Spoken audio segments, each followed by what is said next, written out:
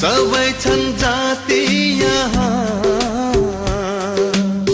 कोही छन् र बाँकी कहाँ, सबै छन् जाति यहाँ, गरेका मिली सबै गुराँस पनि फुल्छ यहाँ, एउटै हो सबको रहर, बनाऊ यो हाम्रो सहर, एउटै हो सबको रहर, बनाऊ यो हाम्रो सहर, हाम्रो Biratnagar.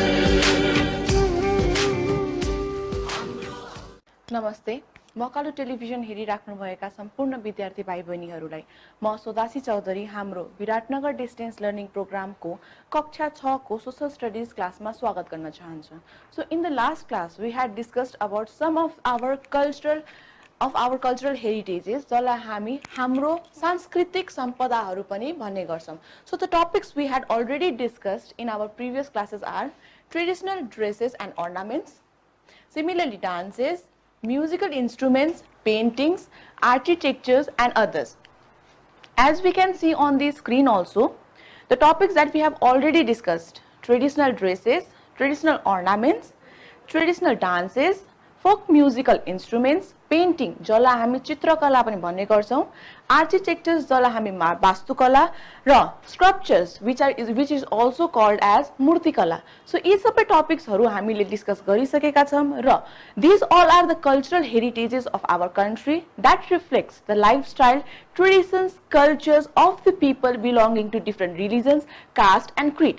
In the same way, continuing our class, we will start with typical Nepali utensils, products and rituals. In the previous class, हामीले पहिलेको हाम्रो क्लासमा पनि हाम्रो सांस्कृतिक भाँडाकुँडाहरू जुन हाम्रो घरमा अहिले पनि हामी प्रयोग गरिराखेका छौं, जस्तै गाग्री, अंकुरा, जस्तै चुलेसी, यी सबै चीज चाहिँ हाम्रो ट्रेडिशनल अर्थात कल्चरल हेरिटेजेसहरू हुन्. In the same way, now today we will be discussing about typical Nepali products, the products that are only manufactured and produced in our country. कतिवटा सामानहरू चाहिँ हाम्रो देशमा मात्र उत्पादन हुने र हाम्रो देशमा मात्र पाइने कुराहरूलाई चाहिँ हामी टिपिकल नेपाली प्रोडक्ट्स भन्ने गर्छौं. जस्तो हामीले स्क्रिनमा पनि हेर्न सक्छौं, हाम्रो खुकुरी, ढाकाको कपडाहरू, ढाका टोपी, त्यस्तै डोको, त्यस्तै गर्ने हो भने खानेकुरामा गुन्द्रुक, Nepali papers. So these all are the Nepali products that are only produced in our country. हाम्रो देशमा मात्र उत्पादन हुने हुन्छन् र it's only available in our country. For example, khukuri, our national weapon, it is also only manufactured in our country. In the same way, the Dhaka clothes and the Dhaka topi, it's also only manufactured in our country. In the same way, Nepali paper, Nepali कागज जसलाई हामी प्राय जस्तो legal डकुमेन्ट्सहरु बनाउनको लागि use गर्ने गर्छौं. So these all are the typical Nepali products that are only been manufactured in our country and are available in our country only. In the same way, let's see typical Nepali rituals. हाम्रो विभिन्न रीतिरिवाजहरु, हाम्रो संस्कृति अनुसारको विभिन्न रीतिरिवाजहरु के हुन् त? From the birth to the death, Nepalese people perform several rituals as per the religion, traditions and cultures we follow. Some of the examples of rituals are Chaiti, Nwaran, Bartamanda, Mundan. So हाम्रो नेपाली समाजमा, हाम्रो नेपाली संस्कृति अनुसार हामी जन्मेदेखिको मरुन्जेलसम्म हामीले विभिन्न प्रकारका रीतिरिवाजहरू फलो गर्ने गर्छौं. As per the religion we follow, as per the culture we follow. So the different rituals that are being followed in our country by different communities are Chaiti, Nwaran, Bartamanda, Mundan, etc. In the same way, as we can see in the picture also, हामीले पिक्चरमा पनि हेर्न सक्छौं पास्नी, भात खुवाई, त्यस्तै वर्तमन्द, मुण्डन, यी सबै चाहिँ हाम्रो सोसाइटीको, हाम्रो समाजको रीतिरिवाजहरू हुन् जुन विभिन्न कम्युनिटीज, विभिन्न समुदायहरूले आफ्नो कल्चर, ट्रेडिसनको हिसाबले फलो गर्ने गर्छन्. लाइकवाइज अब हामी लागौं हाम्रो अर्को topic, that is religious heritages. अब हामी हाम्रो अर्को टपिकतिर लाग्दै छौं, and that is religious heritages, जसलाई हामी नेपालीमा हाम्रो धार्मिक सम्पदा पनि भन्ने गर्छौं.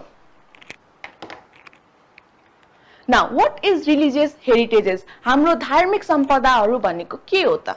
Our religious heritages refers to the valuable objects and qualities such as historical buildings, monuments and cultural traditions that have been passed down from the previous generation to the present generation. So religious heritages हाम्रो धार्मिक सम्पदाहरूले चाहिँ it reflects our historical monuments and buildings as well as हाम्रो संस्कृति हाम्रो ट्रेडिसन्सहरूलाई पनि यसले reflect गर्छ र हाम्रो रिलिजियस हेरिटेजेसहरू चाहिँ एउटा जेनेरेसनदेखि अर्को जेनेरेसनसम्म चाहिँ आइरहेको छ and we are being following all the religions and all the things that we are being passed from one generation to another. In the same way, Nepalese people follow different religions. हाम्रो नेपाली समाजमा हामी as the whole नेपालमा विभिन्न रिलिजन्सहरू विभिन्न धर्महरू follow गर्ने मानिसहरूको बसोबास छ जस्तै Hinduism, Buddhism, Islam, Christianity, Jain, Sikhism, Kirat, etc. So these all are some of the examples of the religions that are being followed in our country. हाम्रो देशमा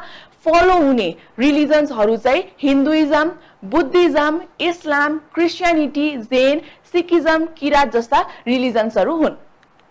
According to the census of 2011, 81.3% of the Nepalese population are Hindus.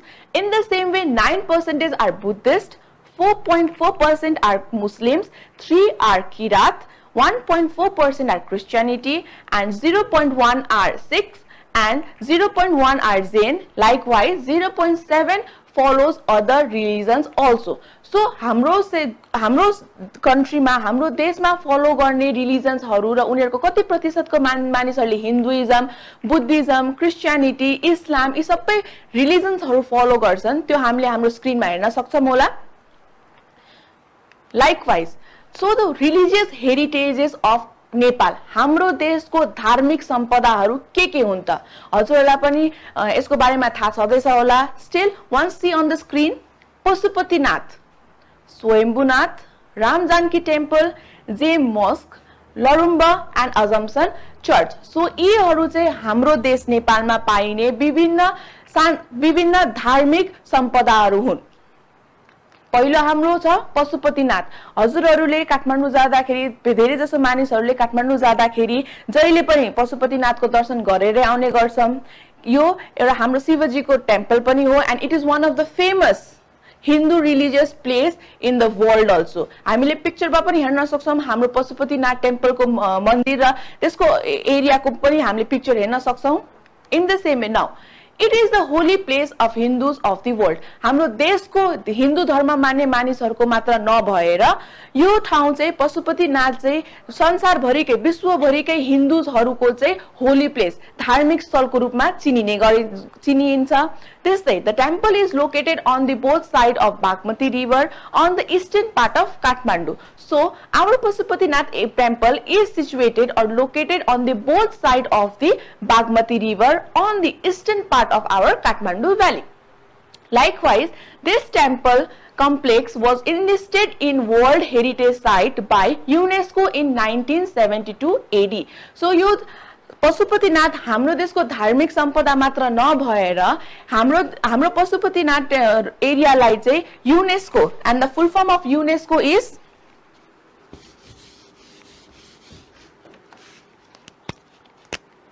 UNESCO. UNESCO full form भाइ बहिनीहरु हजुरहरुलाई पनि थाहा छ होला. त्यही नि म एकपल्ट फेरि हजुरहरुलाई what is the full form of UNESCO भनेर भन्न जाँदै छु.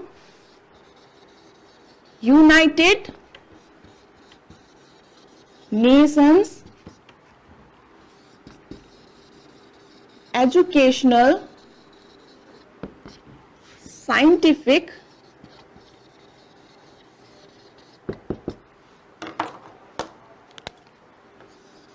Cultural, Organization.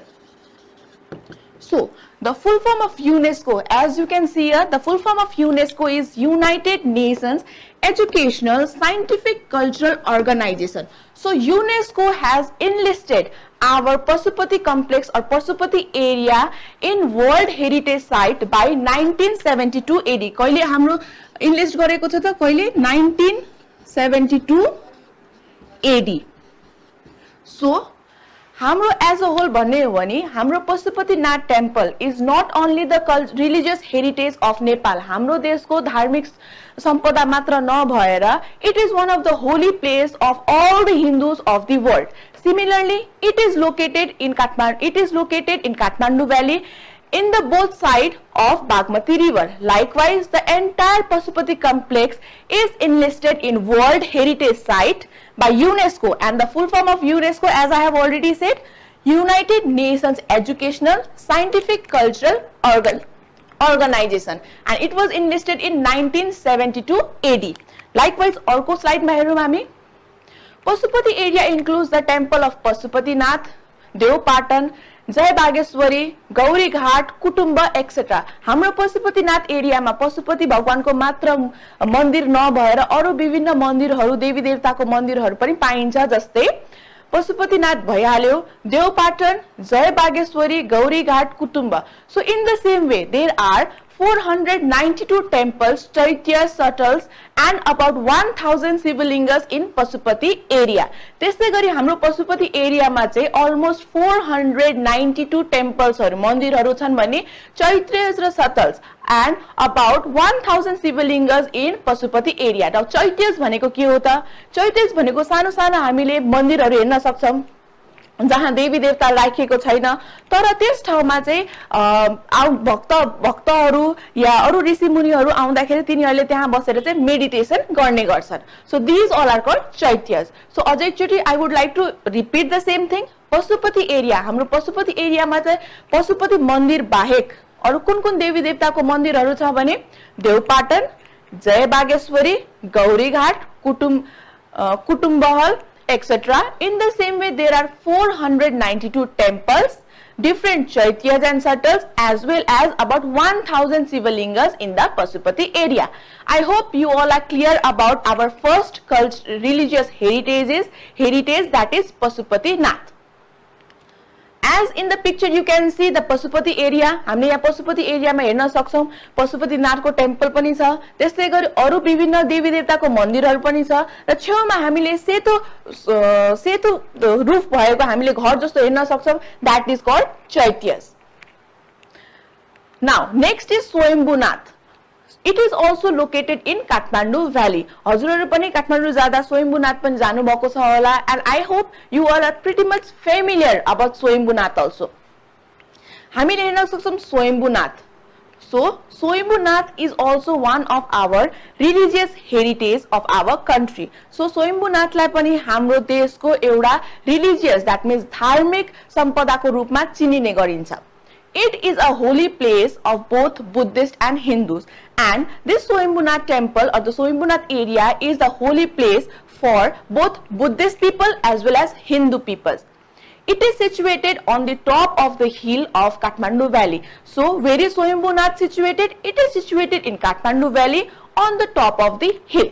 Likewise, it is famous, or it is also famous as Monkey Temple. It is a symbol of religious tolerance. That means हाम्रो स्वयम्भूनाथ टेम्पल पनि, स्वयम्भूनाथ पनि हाम्रो holy place को रूपमा चिनिने गरिन्छ, हाम्रो धार्मिक स्थलको रूपमा चिनिन्छ.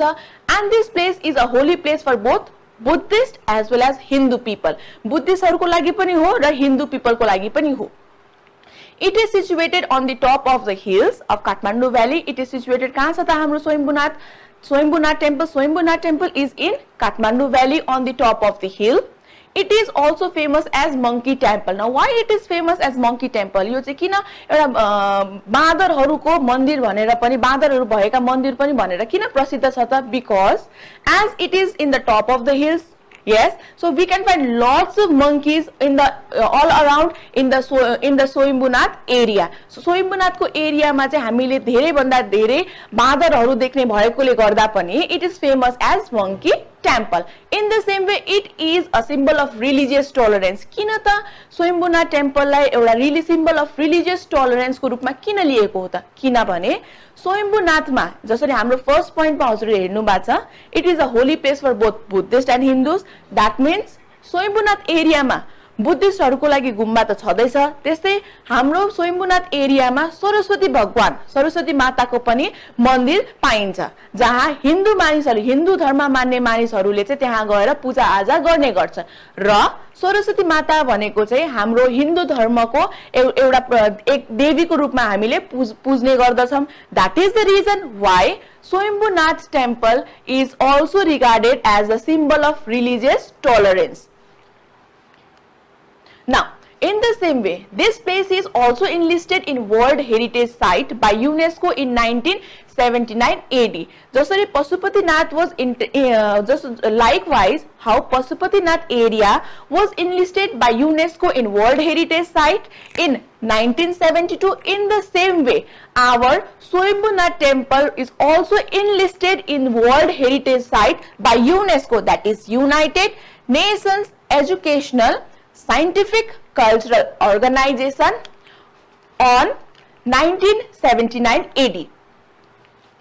यहाँ म एकचोटी लेखिदिन्छु हजुरहरुलाई प्रश्न हुन्छ 1979 AD मा चाहिँ Swayambhunath temple was enlisted in World Heritage Site by UNESCO.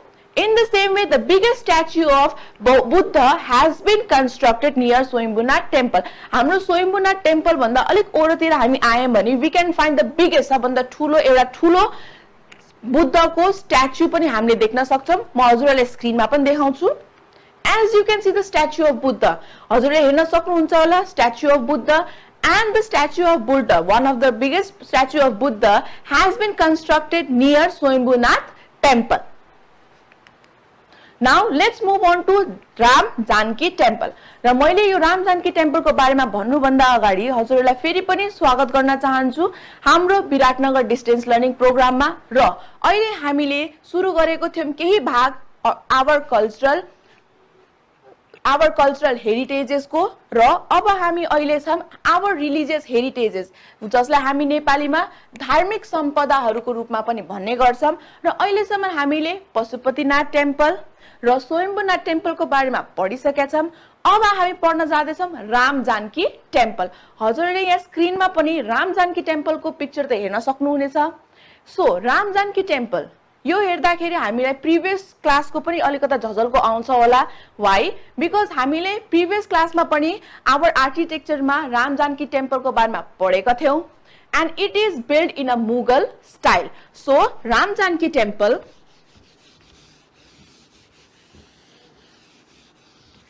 Ram Janaki temple को कुरा गर्ने हो भने चाहिँ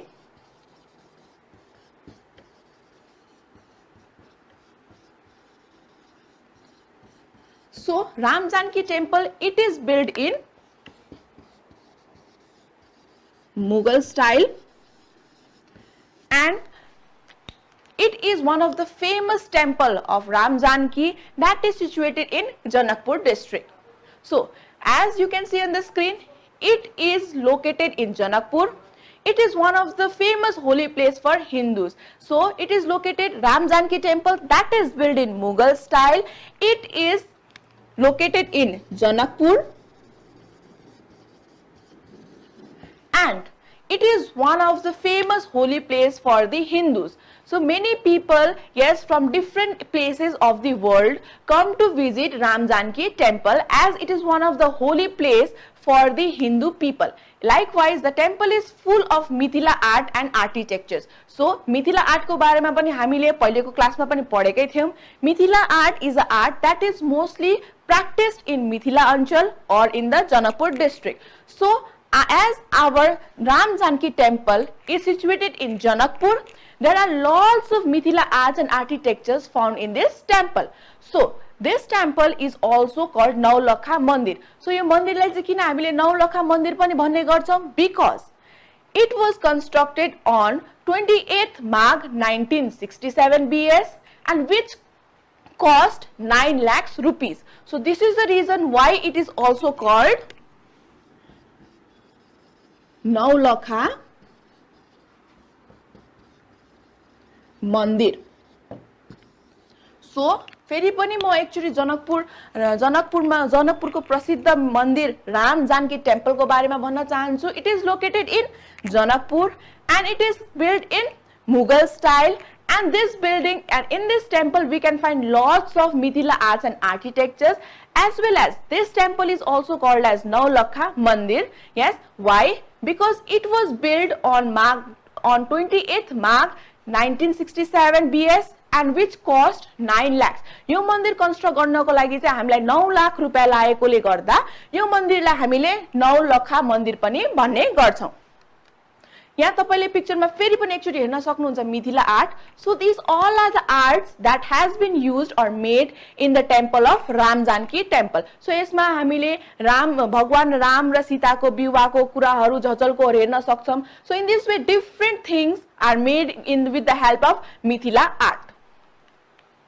आई होप हजुरहरूले अहिलेसम्मको हामीले डिस्कस गरेको हामीले तीनटा cultural heritages of our country को बारेमा डिस्कस गरिसकेका छौं। And that is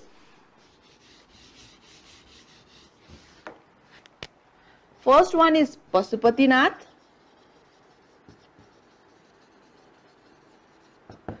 second one is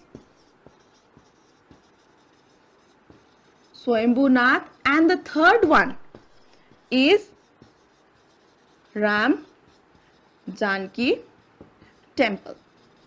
so अहिलेसम्म हामीले यी तीनटा हाम्रो रिलिजियस हेरिटेजेस जसलाई हामी नेपालीमा धार्मिक सम्पदाका रूपमा पनि लिने गर्छौं, सो यी तीन धार्मिक स्थलको बारेमा हामीले पढिसकेका छौं। So Pashupatinath, yes, as we all know that Pashupatinath is built in which style? It is built in pagoda style, yes, and it is one of the religious place for not only people of Nepal but the entire people, Hindu people of the world. In the same way, Swayambhunath, it is a holy place for Hindus as well as Buddhist. Why? Because there we can find because people belonging to Hindu religion as well as Buddhist religion comes to worship God and goddesses, and it is also the symbol of religious tolerance because there is the temple of goddess Saraswati in the area of Swayambhunath. Likewise, we have Ram Janki temple. Ram Janki temple is built in Mughal style